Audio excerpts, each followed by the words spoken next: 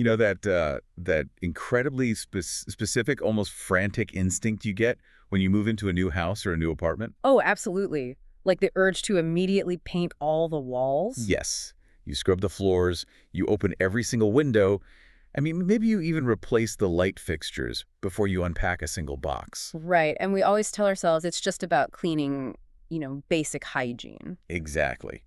But if you really examine that impulse, it's about erasure. You are basically trying to wipe away the psychological footprint of the previous owner. Because on a deeply intuitive level, humans understand that an empty room doesn't actually feel empty. Yeah, it feels like whoever was just standing there. It's a fascinating quirk of human psychology. We pick up on these microscopic environmental cues, like the wear pattern on the hardwood or the specific way a door hinge squeaks. Or even the residual scent embedded in the drywall. Exactly. Our brains process all that physical data and translate it into a lingering presence. We literally sense the residue of the people who occupied that space before us. It's a completely universal experience, yet we rarely stop to analyze, the mechanics behind what it is we're actually feeling. We really don't. And that is the exact mission of our deep dive today. We are looking at an incredible collection of research, essays, and urban exploration stories compiled by Todd Fischer in a book called Witness to What Was, Volume 3. It's such a compelling read. Fisher essentially acts as an architectural detective here. Yeah, he travels to abandoned, overlooked, and sometimes heavily guarded places to explore this specific idea. The concept that human experiences, our creations, our traumas, our daily routines, they leave a literal physical and psychological imprint on an environment. But to get the most out of this, it's crucial to clarify Fisher's core philosophy right out of the gate. Oh, for sure. When people hear phrases like lingering presence or places holding memory, the mind naturally defaults to the supernatural. You think of ghosts, entities, or, haunted houses. Like spooky stuff. Yeah, but Fisher completely bypasses that. He suggests something much more grounded in environmental psychology and physics. So what we interpret as a haunting might just be residual energy in a structural sense. Precisely. It's a pattern of human intention, or the physical wear of a massive event stamped so deeply into a location's geometry that our brains just can't help but decode it. I love that.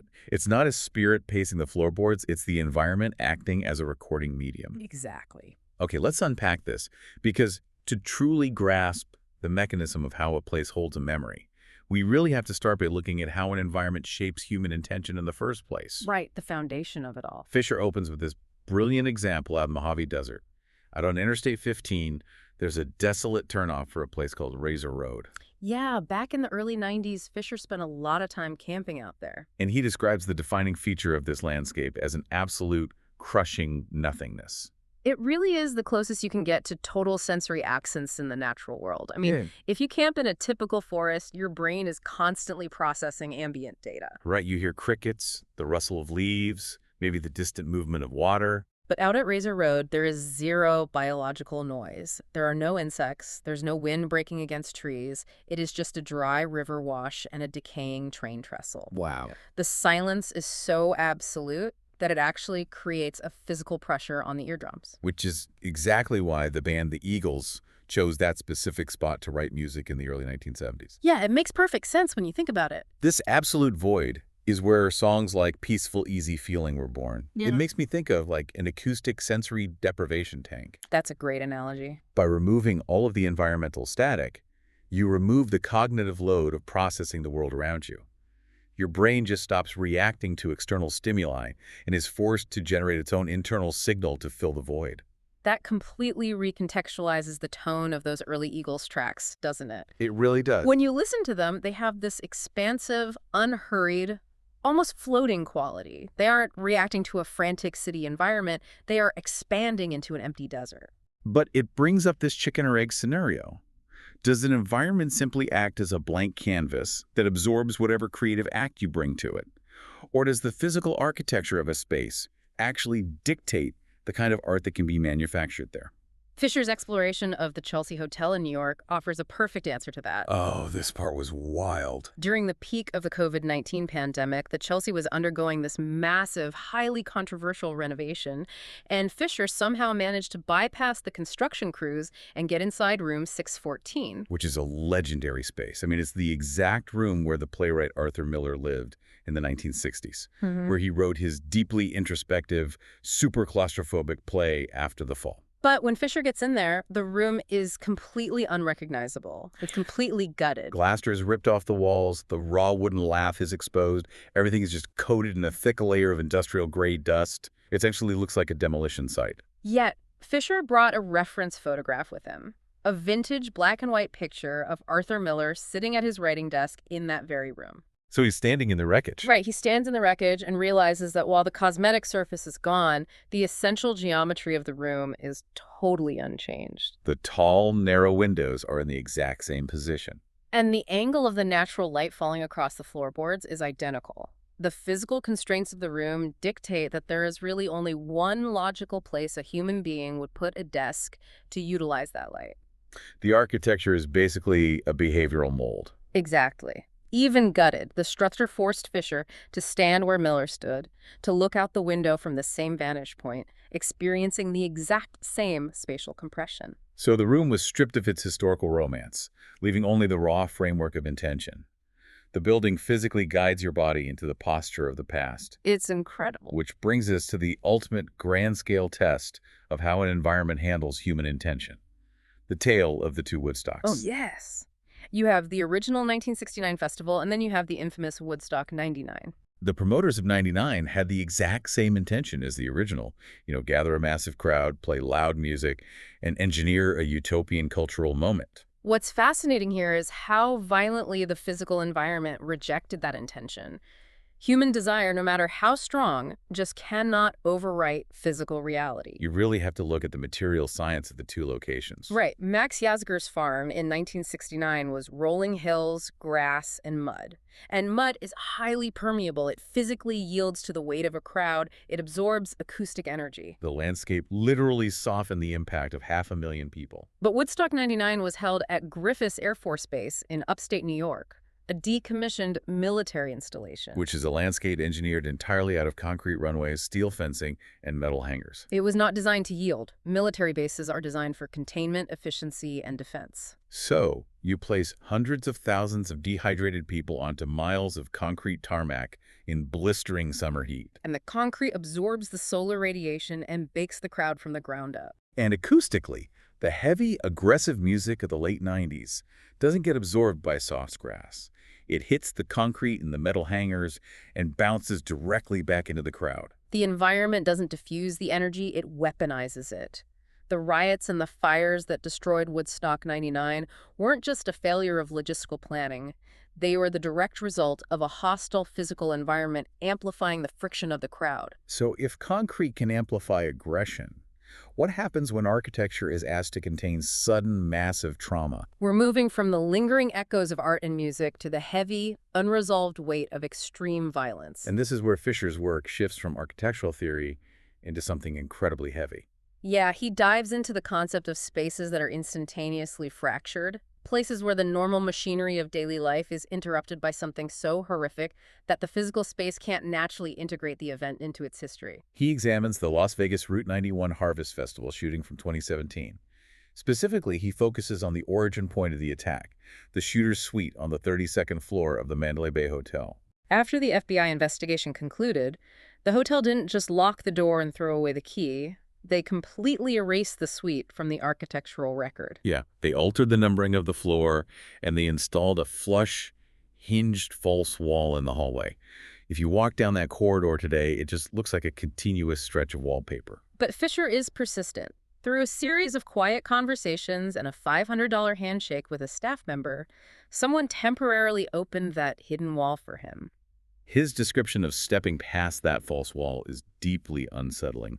He notes that the suite wasn't just the tactical origin point of the tragedy, looking downward at the festival. It was also the site of the shooter's own violent end, so the room holds both directions of the tragedy. And Fisher said it didn't feel abandoned. He described the air as feeling compressed. Which is a very specific word to use. Now, I want to be clear here. He isn't talking about ghosts. He's talking about the intense psychological cognitive dissonance of standing in a room built for extreme luxury and leisure while possessing the knowledge of the violent physics that occurred in that exact geometric space. The human brain struggles to reconcile the visual data of plush hotel carpeting with the contextual data of mass trauma. It creates a suffocating psychological pressure. It's so heavy. And you see a very similar institutional reaction to sudden trauma within the world of motorsports. Fischer looks at Dale Earnhardt's fatal crash at the 2001 Daytona 500. He actually managed to view the wreckage of the famous number 3 car at the NASCAR Research and Development Center before it was permanently hidden away. Right, he describes looking at the vehicle and realizing it had completely ceased to be a machine. It was no longer a car. He looked at the collapsed metal, the steering column violently pushed back, the visual evidence of the seatbelt failure. It had been transformed by violent physics into an artifact of death. And because of that transformation, the car was quietly returned to the race team and completely locked away from public view. It was never displayed, never scrapped, never put in a museum. It became an unacknowledged coffin sitting in the dark. Here's where it gets really interesting, because I find myself wanting to challenge this instinct. Mandalay Bay spends thousands of dollars to build a fake wall over a crime scene. NASCAR buries a historically significant vehicle. Right. When institutions do this, is it truly out of respect for the victims and the families? Or is it institutional cowardice? I mean, is it just society's desperate PR-driven attempt to pretend the trauma never happened so consumers can go back to feeling safe buying hotel rooms and race tickets? That is the pivotal question of the book. Psychologically and sociologically, the answer lies in the concept of containment. Containment. Institutions seal these spaces and hide these artifacts because the residual psychological weight is too disruptive to the economic and social function of daily life. A hotel cannot function if its guests are constantly reminded of their own fragility. We need the illusion of safety to operate. But as Fischer points out, erasing the visual evidence doesn't erase the history. He writes, "Some places are not empty when they are sealed. Some places are sealed because they are not empty." The act of hiding the room acknowledges its power. It's almost like an architectural Faraday cage. Yeah. You're trying to block the signal. And you see how landscape holds on to trauma, too. Fischer visits the Sioux Gateway Airport in Iowa. The site of the United Airlines Flight 232 crash landing in 1989. The flight crew lost all hydraulics and somehow wrestled a completely disabled DC-10 out of the sky. 111 people died, but miraculously, 185 survived because of the pilot's sheer force of will. Fischer goes to the memorial, which sits right on the edge of the active runway, surrounded by quiet Iowa cornfields. And he speaks with a retired flight attendant who makes pilgrimages to the site. She shares these local legends, how sometimes when the wind hits the runway just right, people hear phantom jet engines struggling, but no plane arrives. Now, obviously, the ground isn't literally playing back audio, but Fischer points out that the landscape itself, the way the wind moves through the bending trees, the vastness of the fields, acts as a psychological trigger. The scale of the event was so massive that the human mind just can't contain it, so we project the memory outward onto the environment. The land becomes the keeper of the grief. Exactly. So we've been analyzing sudden, split-second events that rupture a space. But Fischer contrasts this by looking at the exact opposite phenomenon. The slow, creeping attrition of grand human ambition. What happens to the energy of a place when monumental intentions simply expire over decades? He looks at two massive mid-century ocean liners, the SS United States and the SS America. These were floating palaces, the absolute peak of American post-war optimism and engineering. Today, the SS United States is safely docked in Philadelphia, but it's completely gutted. It's a hollow, sanitized shell waiting to be sunk as an artificial reef. But the SS America suffered a much more violent fate. In the 1990s, while being towed, the SS America broke free during a storm and ran aground off the rugged coast of Fuerteventura in the Canary Islands. And the ocean immediately began tearing it apart. Fischer actually hired a local crew in a small inflatable boat to take him out to the wreckage before it completely collapsed into the sea. The visceral detail in this chapter is incredible. Fischer describes having to time the violent swell of the ocean, leaping onto this jagged, rusting hull, and literally pulling himself up a vertical, deteriorating metal wall. That's terrifying. When he finally gets onto the deck, the entire superstructure is shifting and screaming under his boots. It's this terrifying physical manifestation of decay. It was a machine built to conquer the ocean, and he is standing on it while the ocean slowly digests it. That exact decay of grand ambition is mirrored in his trip to the Salton Sea in California. Oh, the Salton Sea is fascinating. It was actually created by a massive engineering mistake in 1905 when the Colorado River breached an irrigation canal and flooded a desert basin. But by the 1950s, developers leaned into the mistake. They tried to engineer a California Riviera in the middle of the desert. They built resorts, yacht clubs, marinas. It was pure, unfiltered, mid-century American hubris. But the ecosystem just couldn't sustain it. The water grew hypersaline and toxic. And today, the resorts are rotting, and the environment is highly hazardous. It's like a failed time capsule. The developers tried to freeze this specific vision of the 1950s American dream, but the film melted. That's a haunting way to put it. Fischer walks the modern shoreline, and he notes that you aren't walking on sand. The crunching under your boots is millions of bleached fish bones. And the air is thick with the heavy chemical smell of salt and decay. The cognitive dissonance of seeing rusted 1950s resort signs overlooking a toxic wasteland is profound. If we connect this to the bigger picture, the Salton Sea and Fisher's expedition to Bikini Atoll share a deeply unsettling theme. Oh man, Bikini Atoll. Located in the remote Pacific, it was the site of 23 nuclear tests by the United States military.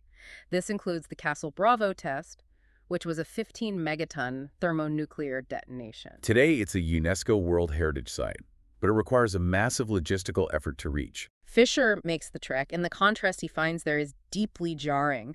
You look out and see this pristine, crystal-clear, blue Pacific water, untouched beaches, lush greenery. But when you look beneath the surface, the coral reef is permanently scarred by massive, unnatural, perfectly circular detonation craters. And sitting on one of the islands is the Runit Dome, this brutalist, giant concrete cap sealing away tons of radioactive debris, just resting silently in paradise. It's so dystopian. The unsettling paradox of Bikini Atoll is that it proves nature is completely amoral.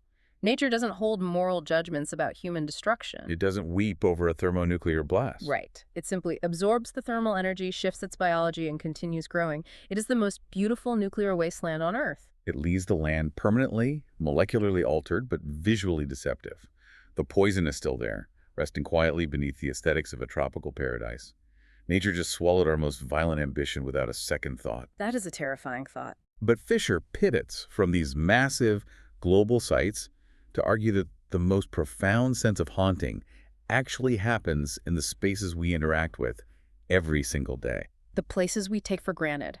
Specifically, he looks at what happens when the continuous kinetic machinery of daily life is suddenly suspended. His prime example is his experience in New York City during the initial highly uncertain lockdown days of the COVID-19 pandemic. Right, he describes standing dead center in the middle of Times Square, entirely alone, broad daylight. The massive, bright LED billboards are still running. Algorithms are still serving up advertisements for Broadway shows and luxury cars to absolutely nobody. The architecture of commerce is functioning, but the humans are gone. He realized in that moment that the permanence of a city is an illusion. A city isn't a place, it's an action. It requires the continuous kinetic energy of human motion to exist. When the motion stopped, Times Square didn't feel peaceful. It felt deeply wrong, like a machine left running with no raw materials. It's the abrupt suspension of time. And he experienced a much more intimate internal version of this time suspension at the famous Roosevelt Hotel in Hollywood. I love this segment. He checks into an older wing of the hotel, and the moment he walks into the room, he feels that the space is, quote, incomplete. There's a heavy atmospheric pressure. He goes to bed, and the digital clock on the nightstand is frozen at 3.17. He unplugs it, resets it, but it just stays at 3.17. Then in the middle of the night, he wakes up entirely paralyzed. It's not a standard episode of sleep paralysis, though. He describes it as a feeling of intense physical pressure, as if the room's architecture has folded inward and is pressing down on his chest. When the pressure finally releases and he can move, he looks at the clock. It clicks to 3.1 beat. Now wait, you're not telling me the book is claiming this is literal magic, are you? A haunted time-traveling clock? Not at all. Fischer analyzes this through the lens of environmental priming and the neurobiology of sleep. Oh, interesting. Think about the context. The Roosevelt is a nexus of Hollywood history. It is a building saturated with decades of intense human ambition, crushing failure, and high anxiety. Right, the architecture is old, the acoustics are dense, the air circulation is different. When you enter a space with that much historical weight, your nervous system picks up on the subtle cues. Your brain is primed for anxiety. The frozen clock is likely a mechanical glitch, but it acts as a psychological anchor. It traps his anxious mind in a loop. The room feels incomplete because it lacks the kinetic energy he expects, causing his brain to misfire during REM sleep, resulting in severe sleep paralysis. This raises an important question, though. Even if it's psychological, the effect is real. Very real. The desk clerk casually confirms to him the next morning that guests routinely report experiencing time-stopping or extreme anxiety in that exact room. The Roosevelt Hotel doesn't trap ghosts, it traps unresolved moments of ambition. The architecture itself acts as a conduit that consistently triggers the same psychological reaction in completely different people. Which leads perfectly into Fisher's final thesis regarding objects.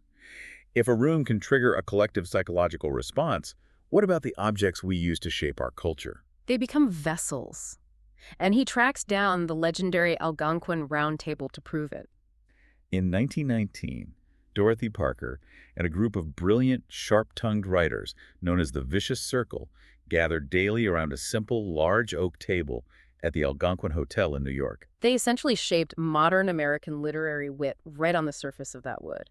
But during renovations decades later, the original table was lost. Fisher goes hunting for it. He tracks down two prevailing rumors regarding its fate. One rumor suggests it is sitting in a cold storage facility in the Bronx, legs broken, wrapped in a milky plastic sheet, completely forgotten. But the other rumor, and I absolutely love the sheer absurdity of this, suggests that the table was purchased at auction and is currently sitting in a basement in Merrick, Long Island. Where a group of teenagers are using it to play Dungeons and Dragons. Yes, they are rolling 20-sided dice and spilling soda all over the exact wood where Dorothy Parker traded barbs with Robert Benchley. They are unknowingly continuing a tradition of collaborative storytelling on the exact same physical surface. It's hilarious, but it's also incredibly profound. It forces you to ask, how does an artifact that shaped American culture end up covered in character sheets and snack food? Does losing the historical context of an object erase its power? Or does that worn oak table still hold the physical imprint of its history? From a purely material standpoint, wood is porous. It absorbs the oils from human skin. It takes the physical scratches of pens, the pressure of elbows leaning into a debate. The physical residue of those legendary 1920s lunches is literally scientifically embedded in the grain of the table. The object remains a hard drive of human interaction, regardless of whether the teenagers rolling dice on it know how to access that data. The history is written into the physical wear. So what does this all mean? We've looked at the constrained geometry of a gutted room in the Chelsea Hotel, the weaponized concrete of a military base, a rusted ocean liner losing a war with the sea, A hidden suite in Las Vegas, and a Dungeons and Dragons game on Long Island. Fisher's deep dive proves that the spaces and objects around us are recorders. They are the physical hard drives of the human experience. They absorb the acoustics of our music, the violence of our tragedies, and the slow wear of our daily routines. That is the ultimate takeaway. History isn't just an abstract narrative that exists only in textbooks or documentaries. History is a physical substance. It has weight and geometry. It is woven into the architecture of the rooms we sit in and the landscapes we drive through, quietly waiting for someone to stop, look past the surface, and witness it. I want to leave you with a thought to mull over. Take a second and look around the room you are sitting in right now. Look at the angles of the walls, the wear on the floorboards, the placement of your furniture. What daily routines, what sudden joys, or what deep, unspoken stresses are you currently stamping into the physical structure of that space? If someone were to stand in the exact spot you are in 50 years from now, long after you've moved out and the space is supposedly empty, what kind of invisible, psychological, and physical imprint will you have left behind for them to decode? Because remember, just like when you frantically paint the walls of a new apartment, the space is never really empty.